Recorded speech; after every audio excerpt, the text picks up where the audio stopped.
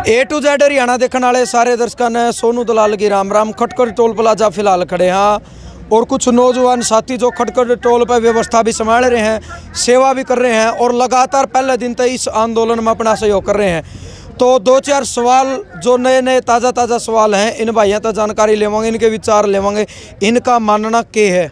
तो भाई सबसे पहला सबना राम राम। आगे है जो थोड़ी साइड है। सवाल यूँ है, अविश्वास प्रस्ताव कांग्रेस लेके आई थी, आपने पता था, हालांकि पहले तो पता था सवाल तो उसमें बहुत सारे थे, वह चीज़ जैली। मुख्यमंत्री हरियाणा सरकार मनोहर लाल खट्टर ने एक बात कही है बिल्कुल खड़े होकर खुले शब्दों में कि कानून वापस नहीं होंगे। तो तारीख की प्रतिक्रिया रहोगी, क्योंकि देखो मोदी जी ने मना कर दिया था, खट्टर साहब ने मना कर दिया, यानी मुख्यमंत्री प्रधानमंत्री ने मना कर दिया कि कानून वापस नहीं होंगे। किसानों की लड़ाई है कि कानून वापस नहीं तो घर वापस नहीं, यानी अलग अलग बात होगी दोनों की बिल्कुल। तो क्या प्रतिक्रिया होगी तारीख? सबसे पहले वैसे भी दर्शकों इनकलाब जिंदाबाद, वंदे मातरम, भारत माता ही जय। प्रतिक्रिया यह है भाई साहब, पहली बात तो जो यू सिस्टम में सरकार ने रच रखा है, यू मतलब देश में अमन शांति की तो उम्मीद कर ही नहीं सकते कि सरकार ये चाह रही है देश में अमन शांति बनी रहे, ये देश शांति से बस ले, यह चाहती है दंगे भड़काना। बीजेपी का आरएसएस का मुख्य एजेंडा यही रहा है, चाहे गोधरा कांड हो, सारा मतलब पूरा इंडिया भाई साहब इसने तो आग लगवाया, आज लग इतिहास है जो आग लगवाई है। उसके बाद वही हालात आज करना चाहती है, वह लोग भड़क जाए, दंगे कर जाए, उसके बाद वाह बाद कुछ ना गोलियां ना मार दे, कुछ ना जेल में डाल देंगे। जो मतलब जागरूक नागरिक जो रोड पे है, आप ये भाई लगा लो, मैं लगा लो, जो भी मतलब घर से निकले वो जागरूक मानो आप तो, क्योंकि भाई खा के तो वही बात है, सूर भी पड़े आज अपना उसमें जो उसकी भी जगह है।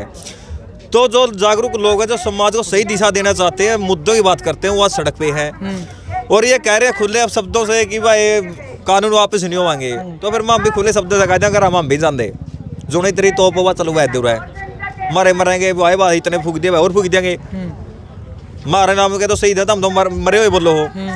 और मोदी ने भी यही बात कह रहा है, वह कानून वापस नहीं होगा, क्या तक नहीं होगा वापिस है, तेरे बाप की जायदाद नहीं है, हिंदुस्तान हमारा भी, हमारी पर्ची से तू बनया है। खुले शब्द यही है तो इन्हें वापस ले ले। और जब वही बात तू चाहता हो भाई हर पार की, तो भाई अपना देखे, हम कानूनी मर्यादा की बात करते हैं, देश के मान सम्मान की बात करते हैं, हम शांति के पक्षधर हैं और शांति लड़ना चाहते हैं। अगर ये यही वही चीज़ चाहते हैं तो भाई उसके लिए भी मतलब हम दो तैयार भी हैं, कोई दिक्कत को नहीं, जहाँ तक इसका दिल करता हो कर लेगा। चलो भाई साहब, आपका मानना क्या है? जो मुख्यमंत्री साहब ने खड़े शब्दों में बिल्कुल साफ तौर बोल दिया कि कानून वापस नहीं होंगे। कानून तो वापस लेने ही पड़ेंगे, क्योंकि किसान कितने दिन से बैठे हैं, कानूनों के लिए बैठे हैं, कोई किसी का वो उसमें नहीं बैठे हैं कि भाई किसी ने बकाव मारे हो या कुछ और हो, मतलब कानूनों के लिए बैठे हैं और जब तक ये वापस नहीं होंगे तब तक किसान नहीं उठेंगे। दूसरा सवाल ये है, मुख्यमंत्री साहब ने कहा कि भाई हम कहने लग रहे हैं, 11 दौर की पहले मीटिंग हुई है कि मीटिंग करो, बातचीत का समाधान होगा।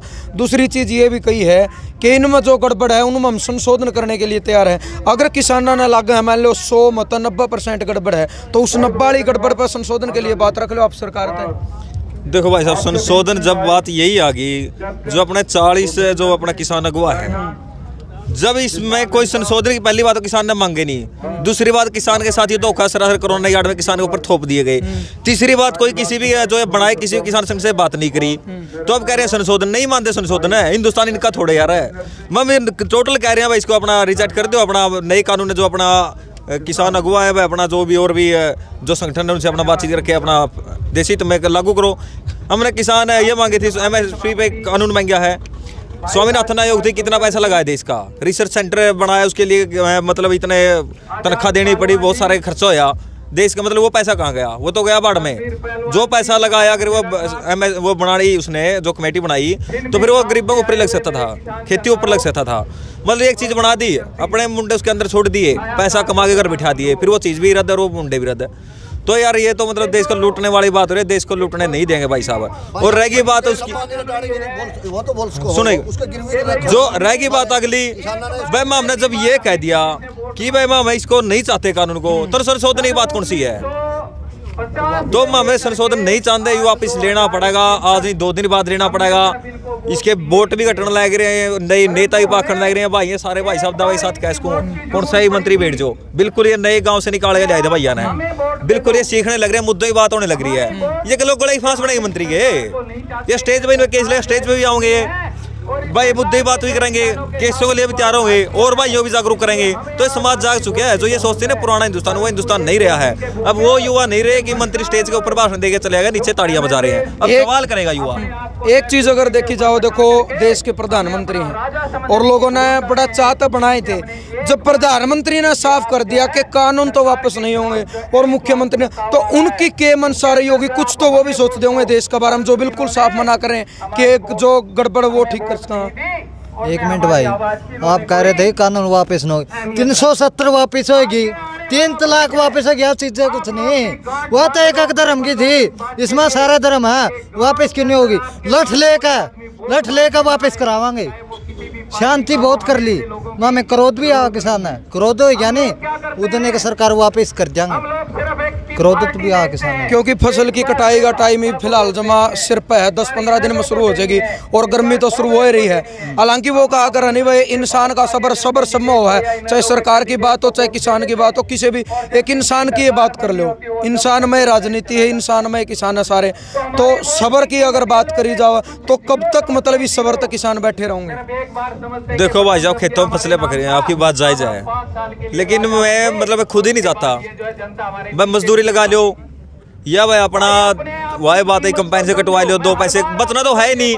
मैं लड़ाई कमजोर नहीं पड़ने देंगे। मैं तो मतलब टोला पहले दिन से यही हूँ और यहीं पे खड़ा हूँ। तो रहेगी बात आगे, 15 दिन का सीजन है भी नहीं, कंबाइने चले तो सिस्टम बहुत हो रहा है, बेरोजगारी इतनी बढ़ रही है। मतलब ये चल सोचा ना, सीजन सारा एक हफ्ता रह जाए तो।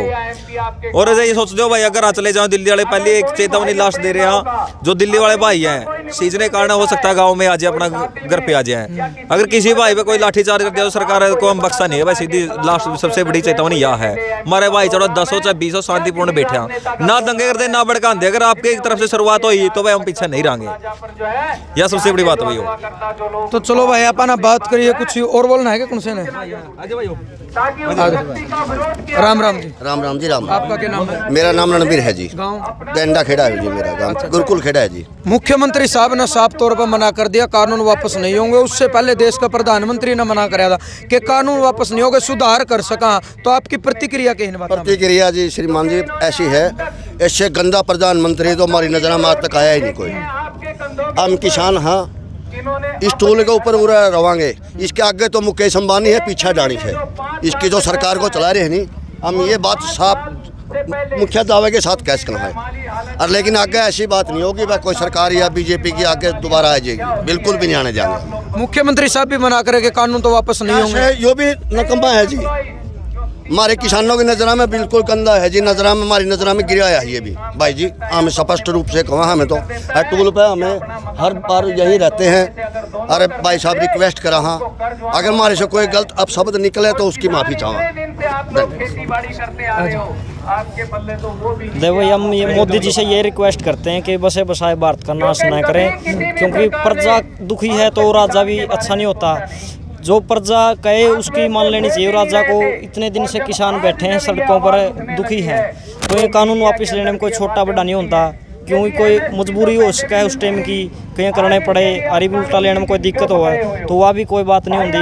तो मान लेनी चाहिए मोदी जी ने इस बात की कि अपना देश बर्बाद ना हुआ, बसे बसाए भारत का नाश ना करें। अगर एक चीज देखी जाओ, चलो आप लोग युवा हो भाई, जिस टाइम इलेक्शन आया था, देखो एमएलए किसी भी एरिया का है, सारे एमएलए जनता के बनाए हैं। और अगर आज भीड़ पड़ रही है, ये कैश का चलो किसान मजदूर जो बैठे भीड़ पड़ रही, तो वो एमएलए के जितने आवास उनका उन्होंने धरने भी दिए हैं, उन तो मांग भी करी है, वो क्यों नहीं सांस काट रहे? इसी के मजबूरी है, क्योंकि इलेक्शन के टाइम पर हाथ जोड़े उन्हें किसानों का आगे जोड़ी भी करे हैं, 5 तक पकड़े हैं, वोट मांगा है, लेकिन उनकी ऐसी के मजबूरी है जो उस पब्लिक खातर जिसके वो बनाए गए उनके लिए अपनी कुर्सी नहीं छोड़ रहे। उनकी मजबूरी बताता हूँ भाई साहब। उनकी मजबूरी ये है, एक मतलब कि बिल्कुल लो क्वालिटी का आदमी है जिसका कोई ब्योंते को नहीं, वो इलेक्शन उठा दिया, वो जीत गया, ऊपर से मंत्री हाथ रख दिया कमा खा।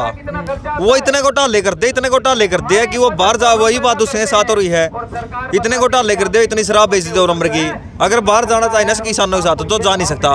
क्यों? क्योंकि वो बाहर चले गया, उसकी फाइल निकलेगी, घोटाले निकलेंगे, फिर उसको जेल में ठोक देंगे।